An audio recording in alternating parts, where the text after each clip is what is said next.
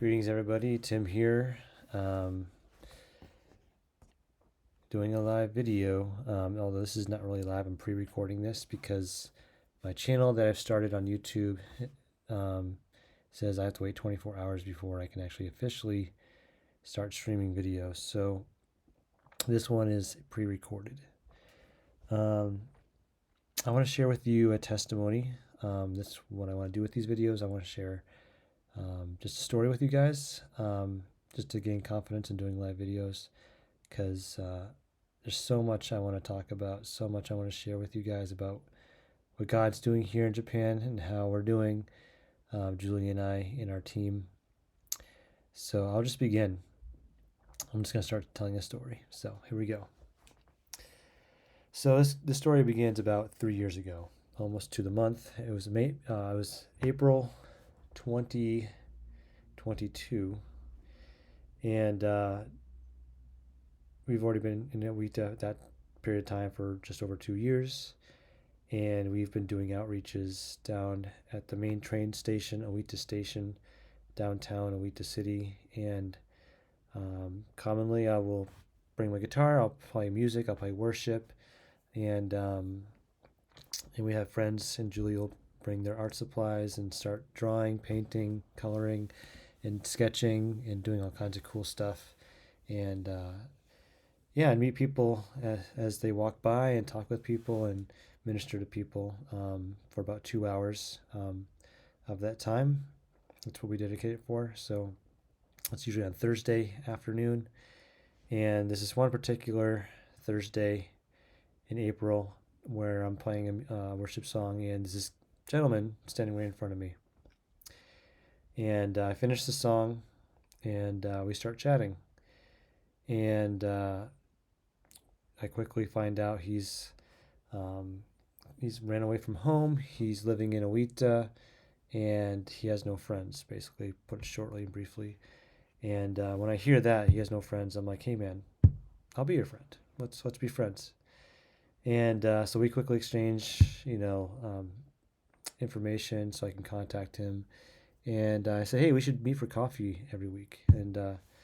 Um, and I shared that I'm a missionary. I'm here to share about Jesus, and at that time he's kind of like, "Okay, that's fine." And we start meeting every week.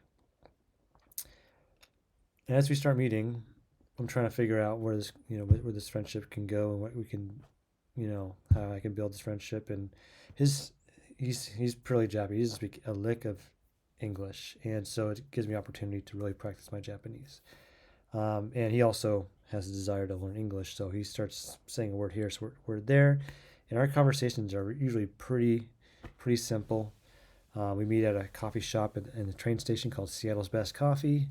Yes, they have them here, and it's a great place to meet people. And so we have these brief conversations, and I just learn one thing about him. He learns one thing about me, and every few weeks I'll ask him, "Hey, do you want to learn about Jesus?" And he's pretty resistant. He's like, "No, I don't want to learn anything about Christianity. I'm actually a Buddhist." And um, so I'm like, "Okay, let's just continue meeting, and I want to be friends. You need a friend, and I want to be here for you."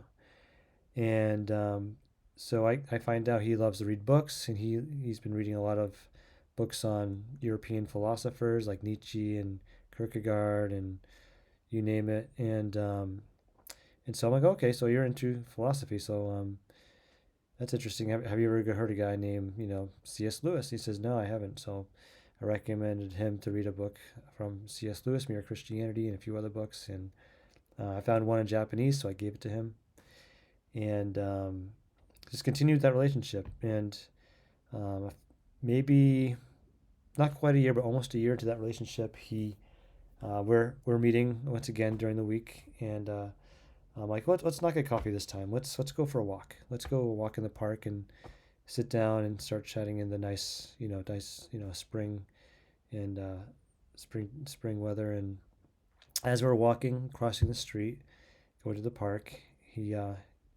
tells me he's been reading some interesting stuff, and he tells me that he read about the story called the Good Samaritan, and he read another story called Going the Extra Mile.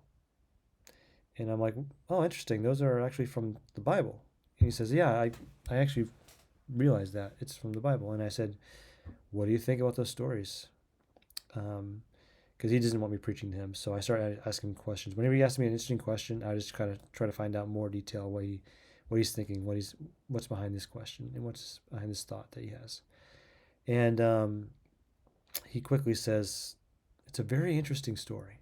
And I'm a Buddhist, and I go to a Buddhist sect here in the city, and or I'm a part of a Buddhist sect in the city, and we don't do this. I'm like, what do you mean we don't do this? He's like, well, the Good Samaritan, he helps out his enemy. They don't, you know, why would this guy help out this guy? Because they're enemies. And same thing with going the extra mile. I don't understand why somebody would go the extra mile for their enemy if they were forced to. Like, why would they, go 1 mile and then be willing to go an extra mile? And I said, what do you think about the stories? He's like, well, as much as I don't understand them, I actually like them. And that's where it started. That's where that seed was planted. And that's when the door was open. He wanted to learn more about Jesus. And, you know, week after week, we talk more. And moving forward, we started talking about church. And I'm like, hey, would you like to experience what a church service is like? And that evening, we're having a prayer service. So usually we have a time of prayer and then a time of worship and then a brief message. And so because of the culture he's from and the Buddhist sect that he's from, before I met him going to church, he was decked out in this like really, really nice kimono. Like I never seen him dressed so nicely before. Um, and I was just like, oh, wow, you look great. Like, you can just wear normal clothes. And he's like, no. And he's just like, oh, but I'm already dressed. And so we walk in the church, and we sit down. Now, this is towards the end of COVID. So all the chairs are kind of separate. They're like 2 feet from each other. So we're all sitting, you know, social distancing from each other. And he's sitting there with his hands on his knees, looking super awkward and super uncomfortable. And because he's surprised about what's going on. We're having worship. People are standing. People are raising their hands and worshiping. And it's very lively in the sense of, people are singing. And watching him, he just seemed like he didn't know what to think. And so not even 5 minutes into the service, he runs out of the church. And so I texted him, hey man, are you all right? Like, are you good? Like, I didn't want to chase him out of the church. Or follow him out of the church. I just texted him because we always text with each other. And he wrote back, hey man, like I just don't think I'm supposed to come right now. Can we meet at a coffee shop? I'm like, yeah, totally. Let's do it. So he goes back home, gets changed back in his normal clothes, and we meet at a coffee shop, and we have a great conversation. I can't remember exactly what we talked about, but I just remember it being a very fruitful conversation. And yeah, it's his growth and interest in Jesus has continued, even though that was a very awkward moment for him. And next part, about a year and a half into our friendship, Julie and I are preparing to go to the States. This time we're actually going to California. So we went to California about a year and a half ago. And I have this conversation with him, and I start talking about prayer and talking to God. And I'm like, hey man, if you want to follow Jesus, I don't want to, you don't have to do it here. You can just do it before you go to sleep, before you go to bed, and we talk about prayer. Just say, hey God, I want to know you. I want to follow you. Can you please come into my life? And do that. Just say a simple prayer before you go to bed. And that was the last time I saw him before we went to the States. And fast forward a month and a half later, we come back to Awita. And I messaged, hey man, I'm back in Awita. Let's meet up. And around that time there was a huge festival going on, huge Japanese festival. So we go to this festival. He's once again dressed in a kimono, which is more appropriate because it's for this festival. Makes more sense, and at least in this traditional sense. And we have a great time. But he has this big smile on his face, and I'm like, Sachito, wow, you look so good. Like you're smiling. You look so happy." He says, "Guess what?" And I'm like, "What?" He's like, "Well, I've been meeting with the pastor at the church." I'm like, "Oh, great." And at that time, he was going to church. He started going to church once every few weeks. But when I went away, he started going to church consistently. And this pastor started discipling him in Japanese. And he said, "Guess what? I'm getting baptized in a few weeks." I'm like, "Really? Awesome." And he was getting baptized on his birthday, which is September 12th.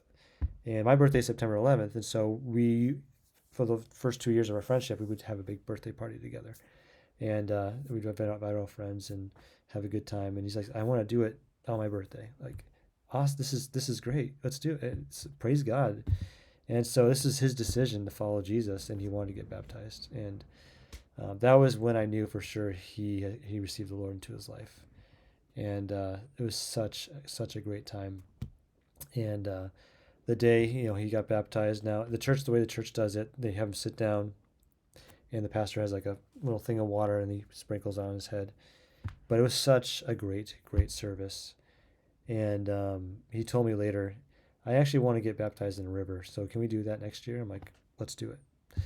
And so a year later, I actually baptized him in a local river, and it was such a great time. And he's been going to church since that day every Sunday and seeking the Lord. And he even comes to our house church that we started last year, and is continuing to grow in the faith, and has become really a strong prayer warrior. He's just an incredible guy. Um, but a little bit more about him, just to kind of give you more details. Um, he does struggle a little bit with his mental health, and he gets very nervous around certain situations. His hands will shake, and he's been without a job, I think, at this point now for almost a year and a half. Today, like a year and a half ago, he lost his job, and so he's been really struggling in that kind of way. But he's been seeking the Lord, following the Lord, really growing and maturing, and becoming more confident in what God has made him to be and created to be. And yeah, at first when he got saved, though, he had a hard time to really tell people that he was a Christian, especially um, where he was living. Because he ran away from home, he was actually living with, I believe, his uncle. And he calls him his otosan, which is literally means father, but I knew right away it wasn't his father. He seemed like a grandfather, but he's actually an uncle. And he's been living in the same apartment with his uncle. And he and his uncle before were going to this Buddhist temple. And I had a conversation with him. He's like, "Hey man, you should tell him. I know it's hard. I know it's gonna be difficult. You might not know what happens, but when you get the courage and you pray into it, you should tell him." And he was really nervous, but a few weeks later, he told me that he told him, and he said that he actually got his uncle's approval that it's okay to be a Christian, and that was just a huge sigh of relief for him. And but God was also working in this guy's life too, which I'll mention in just a minute. And I'd meet this guy, his uncle, every once in a while in the street. He'd be walking with him, and we'd shake hands, chat a little bit, and then he would continue on his way as he's leaving my friend behind to have a coffee together. And about a month or so ago, maybe at 2 months at this time now, he started or actually no, it's more than that. It's probably been almost half a year. He's been walking with him to church, which has blown me away because he seemed pretty resistant to becoming a Christian, and now he's walking my friend to church. His heart is becoming more soft. And about a month ago, my friend tells me he's coming to church now. I'm like, "What? He's coming to church?" I'm like, "This is awesome. This is great." And this past Sunday, I was able to see him come to church, and he was also dressed in this kimono. My friend no longer dresses in a kimono, which is really cool. We do like holidays together in kimonos, but he actually came to church also in a kimono, and he had this big smile on his face, and I'm like, dude, like he's got the joy of the Lord, and he doesn't even realize it yet.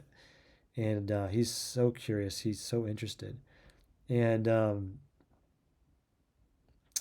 2 weeks ago, my friend tells me my my uncle made a phone call to the Buddhists, the temple that we go to, and told them that we're no longer Buddhist. He's no longer going to the Buddhist temple. Now, the temple that they go to is actually a pretty big sect here in Japan. It's one of the biggest sects in Japan, and and they're very influential here in Japan.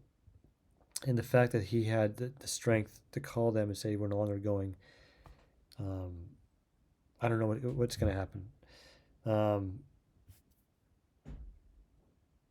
there's a lot of weird things that happen. There's some cults will actually follow you, and they make it impossible for you to leave because you're financially burdened with them, and so they actually make it more difficult for you to leave these Buddhist sects. And so I don't know what's going to happen, but he had the courage to call them and say, "We're no longer coming. I'm now going to church." And I was just like, "Whoa!"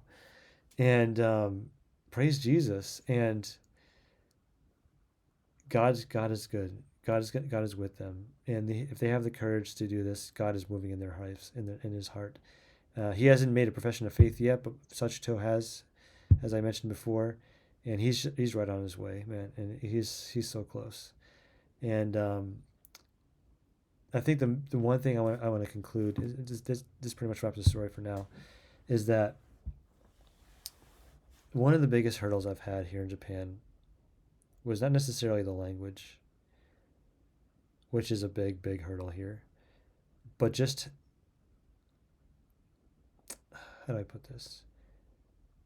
Admitting that yes, there are these barriers, whether it's language or culture or the awkwardness of these exchange of, like, I'm American, he's Japanese, me sharing Jesus with him, something that's a very foreign idea to him or to them, but to people, and just having the confidence just to go for it and to become a friend, and to, even though there's these barriers of language, and yes, our conversations are very brief, and there's a lot of learning and growing to do.